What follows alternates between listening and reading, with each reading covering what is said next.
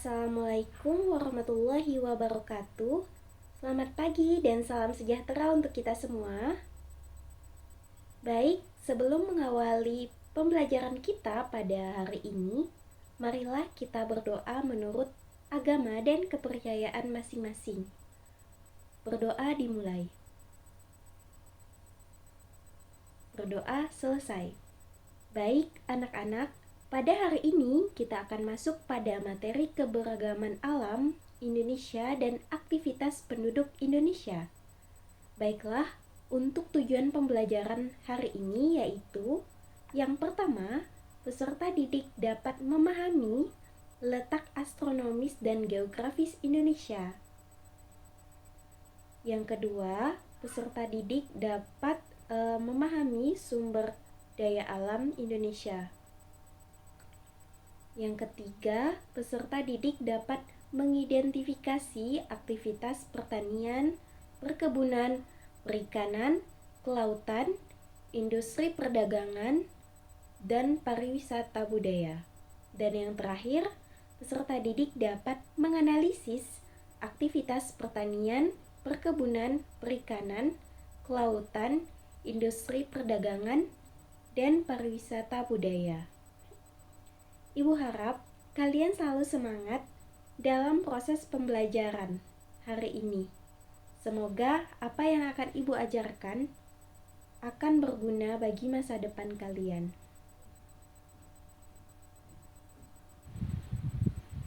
Baik, hari ini kita akan belajar mengenai keberagaman alam Indonesia dan aktivitas penduduk Indonesia.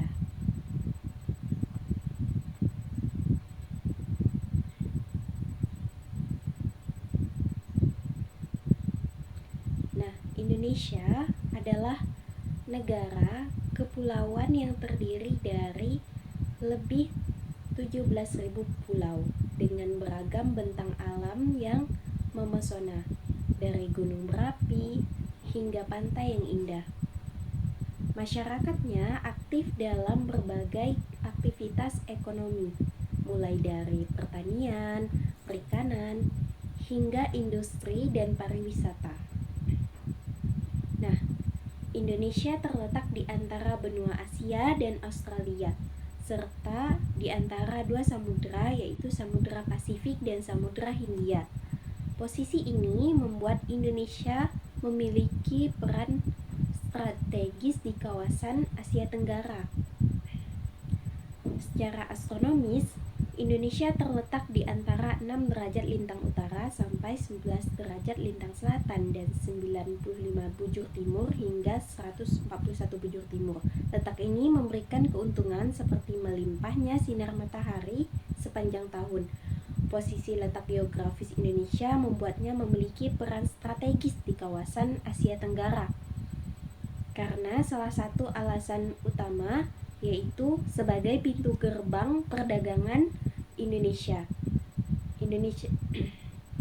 karena terletak di dua benua dan dua samudra tadi. Hal ini menjadikannya jalur pelayaran internasional yang penting, terutama Selat Malaka yang merupakan salah satu jalur pelayaran tersibuk di dunia. Banyak kapal dagang yang melintas di wilayah ini, menjadikan Indonesia sebagai pusat logistik dan perdagangan global. Indonesia terletak di antara dua benua, Asia dan Australia, dan dua samudra, Pasifik dan Hindia. Kondisi geografis ini mempengaruhi iklim dan sumber daya alam di Indonesia. Indonesia beriklim tropis dengan suhu hangat sepanjang tahun. Nah, di Indonesia memiliki dua musim, yaitu musim hujan dan kemarau, bergantian setiap tahun, membentuk pola kehidupan masyarakat.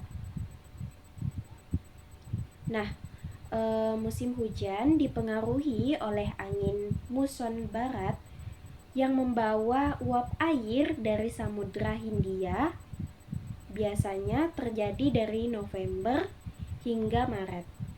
Nah, sedangkan musim kemarau dipengaruhi oleh angin muson timur yang kering dari Australia. Biasanya terjadi April hingga Oktober.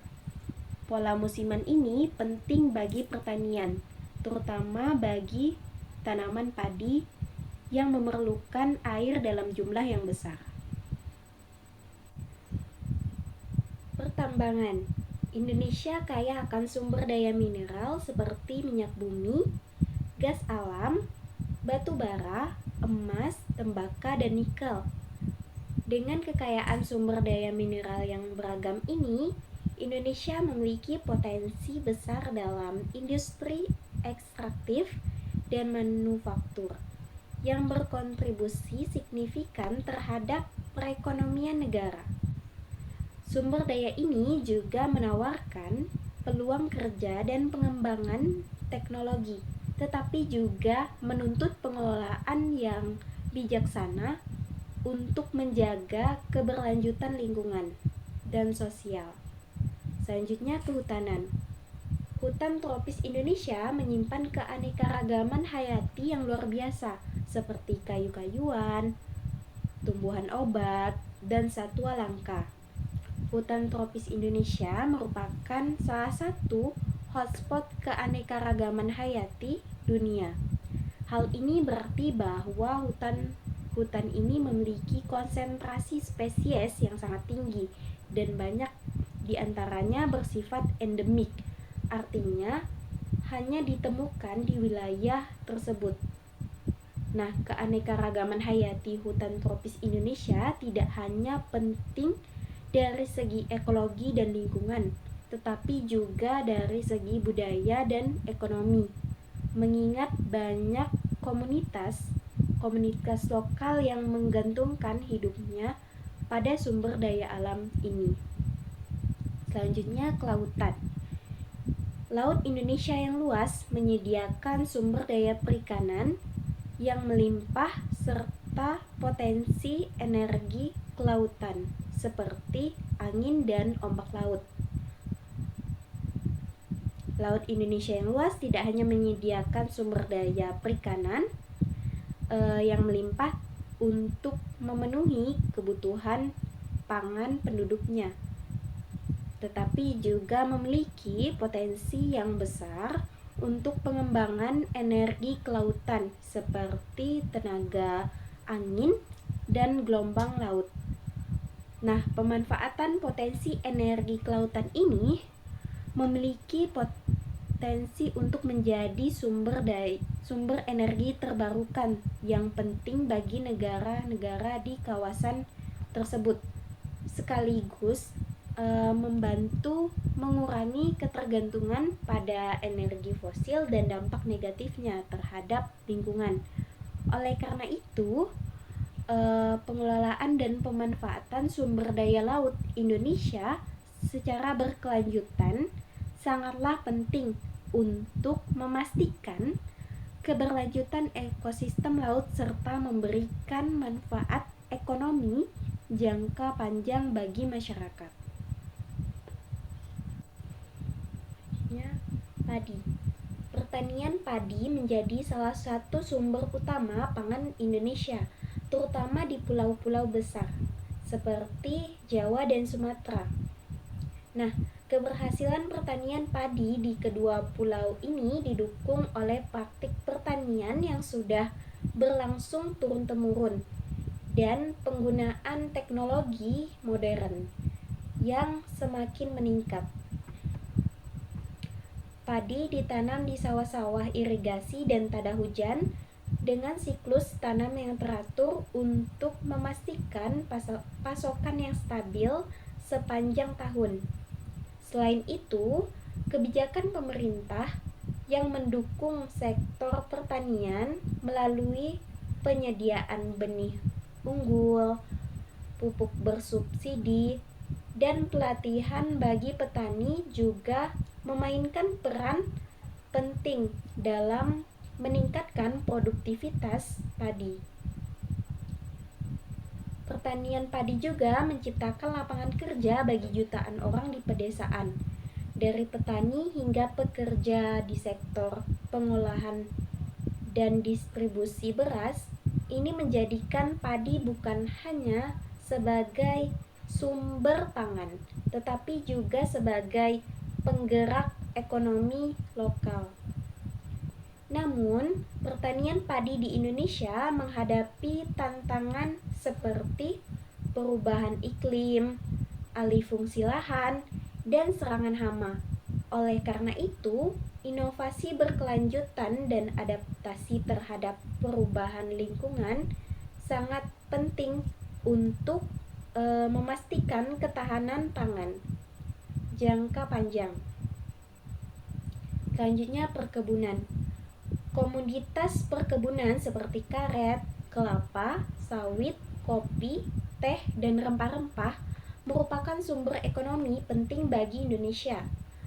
Komoditas perkebunan ini memberikan kontribusi signifikan terhadap pendapatan ekspor Indonesia, membantu menstabilkan neraca perdagangan, dan mendukung pembangunan infrastruktur di daerah-daerah perkebunan.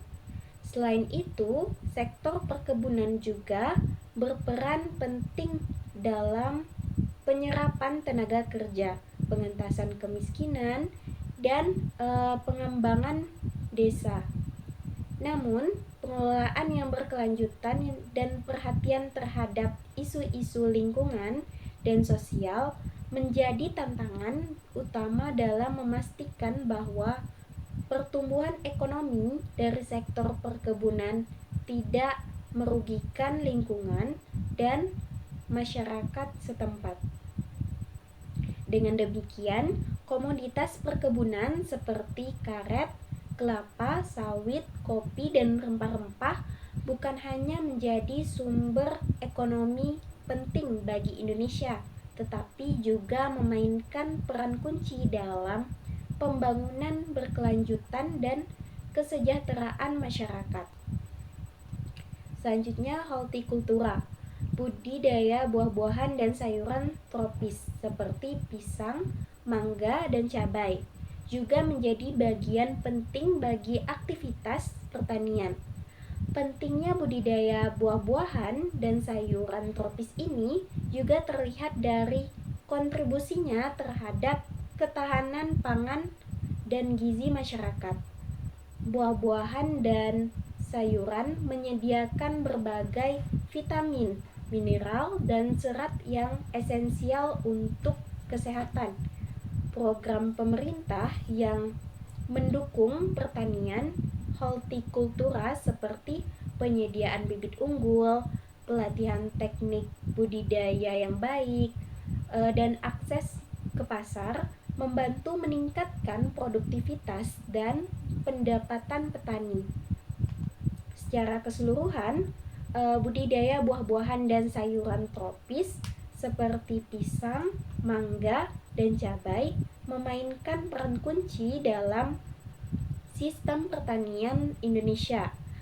Mereka tidak hanya memenuhi kebutuhan gizi masyarakat, tetapi juga mendukung perekonomian melalui penciptaan lapangan kerja, diversifikasi pendapatan, dan kontribusi terhadap ekspor. Perikanan. Sektor perikanan baik tangkap maupun budidaya menjadi sumber penghidupan bagi banyak penduduk Indonesia. Sektor perikanan berkontribusi signifikan terhadap ketahanan pangan nasional dengan menyediakan sumber protein hewani yang penting bagi diet masyarakat Indonesia. Ikan dan produk perikanan adalah bagian integral dari banyak hidangan tradisional, menjadikan esensial untuk budidaya dan keseharian masyarakat. Secara keseluruhan, sektor perikanan baik tangkap maupun budidaya adalah pilar penting bagi ekonomi dan kesejahteraan masyarakat Indonesia. Dengan sumber daya alam yang melimpah dan beragam, perikanan tidak hanya menyediakan lapangan kerja dan pendapatan bagi jutaan penduduk, tetapi juga memainkan peran kunci dalam ketahanan pangan dan keberlanjutan lingkungan. Kekayaan laut. Laut Indonesia yang luas menyimpan kekayaan terumbu karang dan ekosistem pesisir yang beragam. Kekayaan terumbu karang dan ekosistem pesisir yang beragam ini memberikan banyak manfaat ekologis, ekonomi, dan sosial. Mereka mendukung keanekaragaman hayati yang tinggi, menyediakan sumber daya alam yang penting bagi kehidupan manusia, dan menawarkan jasa lingkungan yang vital.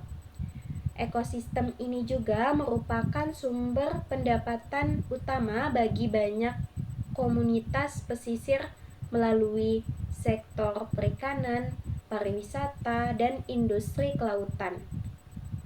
Secara keseluruhan, Laut Indonesia yang luas dan kaya akan terumbu karang serta ekosistem pesisir yang beragam adalah aset lingkungan yang sangat berharga. Mereka tidak hanya mendukung kehidupan laut yang melimpah, tetapi juga memberikan manfaat besar bagi manusia, baik dari segi ekonomi, ekologi, maupun kesejahteraan sosial. Perlindungan dan pengelolaan yang bijak terhadap kekayaan alam ini adalah kunci untuk memastikan keberlanjutannya bagi generasi mendatang. Industri manufaktur, tekstil, otomotif, elektronik, dan makanan olahan. Industri tekstil melibatkan produksi pakaian, kain, dan produk tekstil lainnya yang tidak hanya memenuhi kebutuhan domestik, tetapi juga menjadi salah satu komoditas ekspor utama. Industri otomotif mencangkup produksi kendaraan bermotor seperti mobil dan sepeda motor, yang memainkan peran penting dalam menyediakan sarana transportasi dan menciptakan lapangan kerja.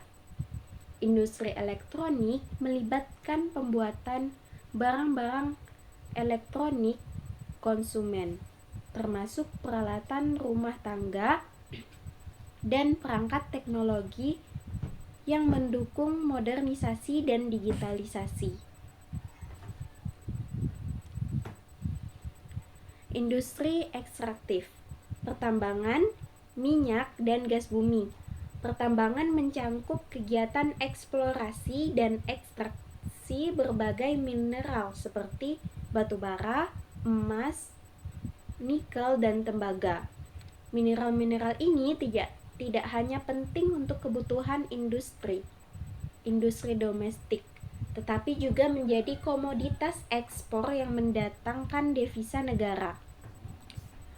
Minyak bumi melibatkan eksplorasi, ekstraksi, pengolahan, dan distribusi minyak mentah yang kemudian diolah menjadi berbagai produk energi seperti bensin, diesel, dan bahan bakar lainnya.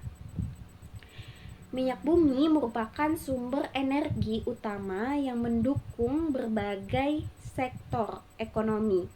Gas bumi meliputi kegiatan ekstraksi dan pemrosesan gas alam yang digunakan sebagai bahan bakar bersih untuk pembangkit listrik, industri, dan rumah tangga, serta sebagai bahan baku dalam industri petrokimia.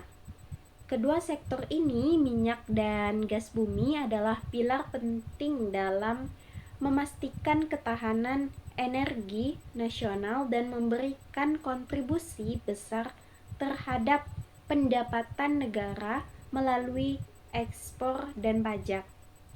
Secara keseluruhan, sektor pertambangan, minyak, dan gas bumi memainkan peran krusial dalam pembangunan ekonomi, menyediakan lapangan kerja, dan mendukung infrastruktur serta berbagai industri di Indonesia.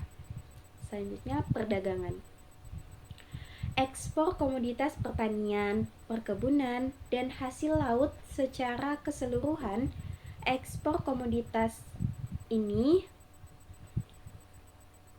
merupakan pendorong utama dalam ekonomi Indonesia, memainkan peran penting dalam pertumbuhan ekonomi dan pembangunan nasional. Pariwisata dan budaya alam. Pemandangan alam yang indah seperti gunung, pantai, dan taman nasional menjadi daya tarik utama pariwisata di Indonesia.